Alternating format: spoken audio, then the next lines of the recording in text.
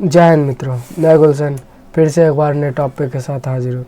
चलिए तो बिना वक्त गवाए शुरू करते हैं आज का टॉपिक। तो आज हम पढ़ने वाले हैं चैप्टर नंबर 5 जिसका नाम है पानी के बिना सब सूना। चलिए तो इसे देखते हैं। सबसे पहले हमारा ऑब्जेक्टिव टाइप क्वेश्चन आंसर। तो पृथ्वी पर जलमंडल का हिस्सा है, मतलब पृथ्वी पर कितना प्रतिशत जल है। ऑप्शन 31, 41, 71 और 29। तो कितना है? तो 41% क्या है? पानी है हमारे पृथ्वी पर। दूसरा क्वेश्चन, मुंबई किस सागर के किनारे स्थित है। तो अरब सागर के किनारे स्थित है, या फतेह सागर के किनारे स्थित है, या हिंद महासागर के किनारे स्थित है, या आर्कटिक महासागर के अंदर है। मुंबई कहाँ स्थित है, किस सागर के पास? तो अरब सागर के पास मुंबई स्थित है। तीसरा क्वेश्चन देखिए, चंद्रमा के गुरुत्वाकर्षण से जल ऊंचाई की ओर बढ़ता है, यह स्थिति कहलाती है। चंद्रमा के गुरुत्वाकर्षण के कारण जल की ऊंचाई बढ़ती है, यह स्थिति क्या कहलाएगा? तो देखिए, बाटा, ग्रहण, ज्वार, तरंग किसके कारण होता है? तो ज्वार के कारण होता है। चलिए चौथा क्वेश्चन देखिए, इनमें से कौन झील है। अगर आपको पता है इनमें से कौन झील है तो हमें कमेंट कीजिए, ठीक है। देखिए, पहला है लाल सागर, दूसरा अरब सागर, तीसरा काला सागर और चौथा फतेह सागर। तो इसका आंसर क्या होगा? फतेह सागर। देखिए, अब क्या है, रिक्त स्थानों को भरिए। आपको रिक्त क्वेश्चन आंसर करने हैं, जिसमें से पहला क्वेश्चन क्या है, नदी का जल समुद्र में गिर कर हो जाता है। मतलब जब नदी का पानी समुद्र में जाता है तो कैसा हो जाता है? आप सबको पता होगा कि हम नदी का पानी पी सकते हैं, परंतु वह समुद्र में जाने के बाद कैसा हो जाता है? खारा, जिसके कारण वह हमें उससे नहीं पी सकते क्योंकि उसमें नमक की मात्रा ज़्यादा हो गई है। दूसरा क्वेश्चन देखिए, ज्वार भाट ... में होता है। ज्वार भाट ... में होता है, मतलब ज्वार भाट में होता है, क्या होता है? तो समुद्र में होता है। कहाँ होता है ज्वार भाट? तो समुद्र में होता है। तीसरा क्वेश्चन, ज्वार भाट ...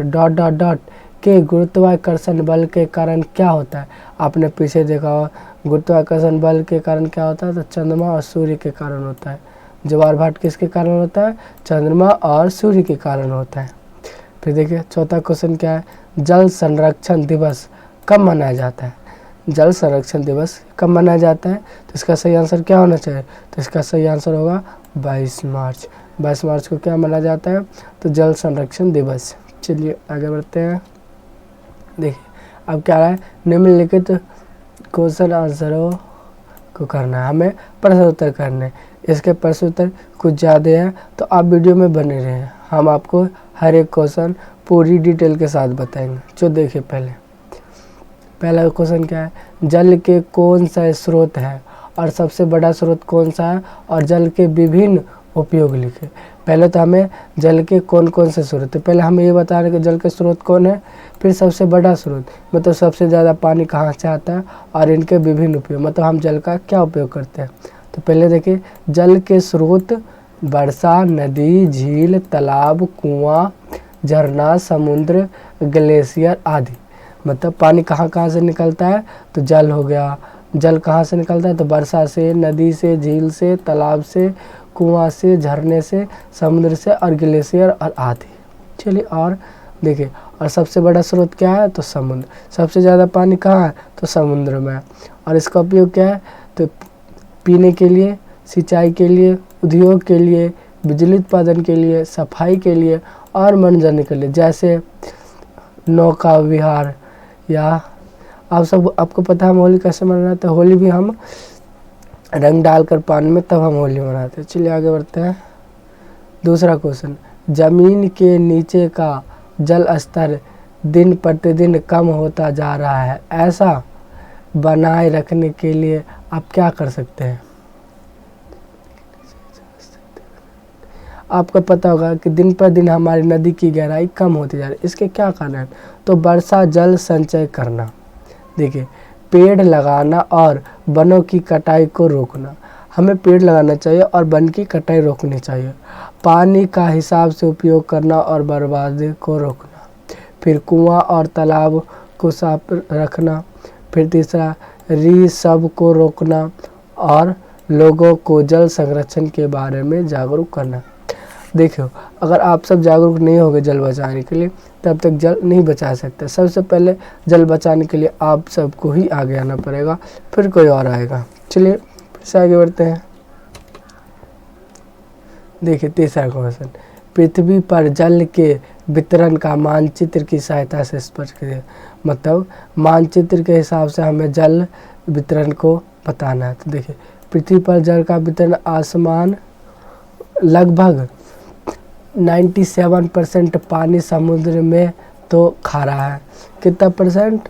तो 97% समुद्र में खारा पानी जो हम पी नहीं सकते हैं, और केवल 3% पानी मीठा है, और जिसमें भी अधिकांश बर्फ के रूप में धूपों और ग्लेशियर में है। आपको पता होगा कि हमारे पृथ्वी पर 97% पानी समुद्र जो खारा है जिसे हम पी नहीं सकते, परंतु 3% ही पानी है जिसे हम पी सकते हैं। परंतु हम इसे भी अंधाधुंध तरीके से बर्बाद करते जा रहे हैं, जिसके कारण हमारे आने वाले जनरेशन को यह पानी नसीब होने की संभावना बहुत कम। देखिए, और तीसरा पॉइंट में क्या हुआ है, मीठे पानी के स्रोत नदी, झील, तालाब और भूमिगत जल के रूप में मौजूद है। पानी जो पीने लायक पानी होता है कहाँ कहाँ मिलता है? तो नदी में मिलता है, झील में, तालाब में, और भूमिगत कल का पानी कहाँ से निकलता है? भूमि के अंदर से। और देखिए, विश्व का मानचित्र पर जल के विभिन्न स्रोतों को दिखाया जा सकता है, जैसे कि महासागर, नदी, झील और ग्लेशियर। चलिए फिर से आगे बढ़ते हैं। और देखिए चौथा क्वेश्चन, भारत में मीठे पानी का झील कहाँ है? नाम लिखे। मतलब भारत में मीठे जल का कहाँ है? पहले देखिए, भारत में मीठे पानी कुछ प्रमुख झील है।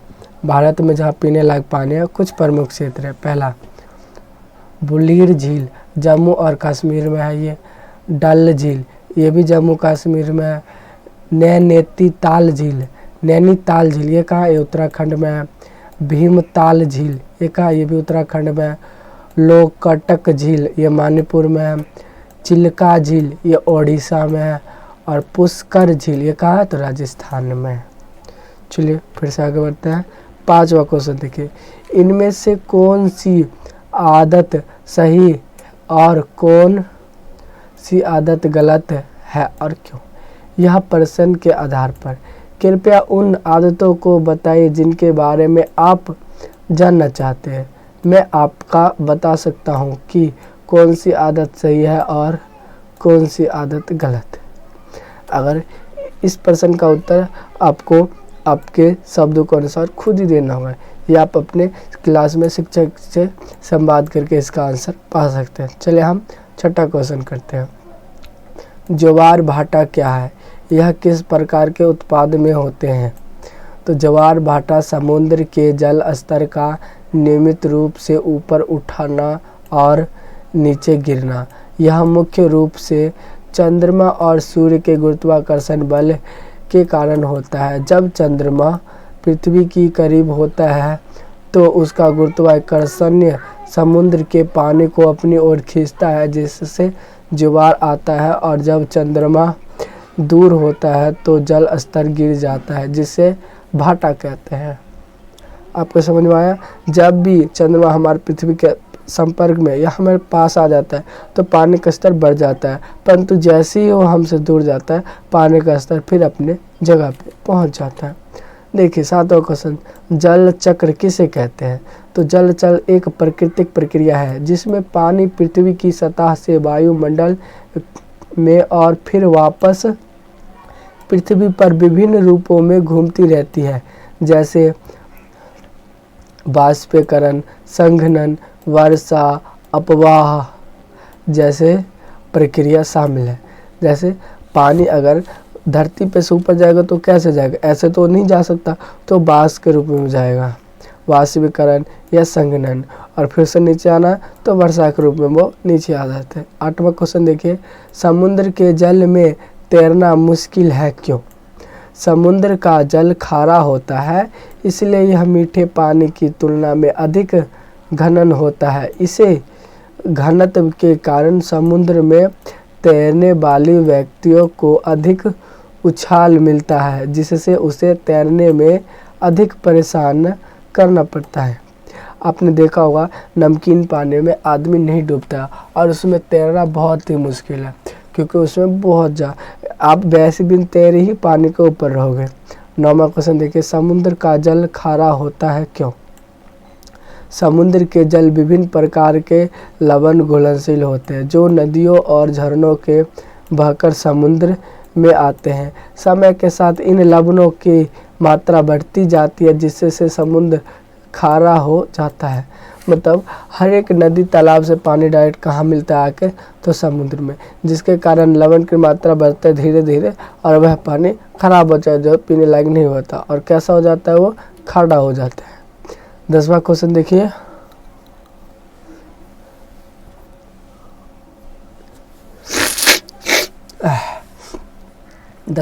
देखिए, भूगर्भीय जलस्तर में कमी आ रही है क्यों? तो भूस्तरीय जल स्तर में कमी आ रही है, जैसे अधिकांश जनसंख्या के कारण पानी की मांग में वृद्धि, कृषि और उद्योग में पानी का अत्यधिक उपयोग करना, वनों की कटाई और शहरीकरण के कारण जल संचय में कमी और जलवायु परिवर्तन के कारण वर्षा में कमी। आपको पता है हमारी पृथ्वी में पानी कैसे जाता है? कहीं भी वर्षा होता है और वह वर्षा का पानी आपने देखा होगा, जब कभी भी बारिश नहीं होता और बहुत दिनों के बाद बारिश होता है तो वह पानी पृथ्वी के अंदर सोख लिया जाता है। परंतु अगर अत्यधिक मात्रा में बारिश पड़ता रहे तो वह पानी सोखा नहीं जाता और वह ऊपर ही रह जाता है, परंतु धीरे धीरे करके वो भी चले जाता है। वाटर वॉशिंग करना, मतलब पानी को कैसे हम बचा सकते हैं? तो वाटर वॉशिंग जल इकट्ठा करने के संग्रहित की कुछ निम्न प्रक्रिया है। पहला, छत से डायरेक्ट पानी को पाइप के जरिए टैंक में पहुंचाना। दूसरा, तालाब और कुएं का निर्माण करना। और भूमिगत जल को एक सही जगह संग्रहित करना। 12वां क्वेश्चन देखिए, क्रिकेट खिलाड़ी सचिन तेंदुलकर कहते हैं पानी बचाए, और क्या आप उनकी बात को मानेंगे और क्यों? हाँ, मैं उनकी बात मानूंगा। पानी हमारे जीवन के लिए एक महत्वपूर्ण संसाधन है और हम इसके संरक्षण करना चाहिए ताकि आने वाली पीढ़ियां भी इसका उपलब्ध हो सके। अगर हम पानी नहीं बचाते तो हमारे आने वाली पीढ़ियों के लिए पानी नहीं बचेगा। 13वां क्वेश्चन देखिए, जल संरक्षण आवश्यक है क्यों? मतलब जल बचाना है, परंतु क्यों? देखिए, जल संरक्षण आवश्यक है क्यों कि यह जीवन के लिए आवश्यक है। यह कृषि, उद्योगों और अन्य गतिविधियों के लिए महत्वपूर्ण है और यह परिस्थिति तंत्र को बनाए रखने में मदद करता है और किसी कमी को सूखा और अन्य समस्या हो सकती है। मान लीजिए अगर पानी ख़त्म हो जाएगा तो सूखा का स्थिति आना जायज़ बात है। ठीक है, देखिए यह टॉपिक हमारा यहीं पे समाप्त होता है और फिर मिलते हैं आपके साथ एक नए टॉपिक के साथ। तब तक के लिए जय हिंद, जय भारत।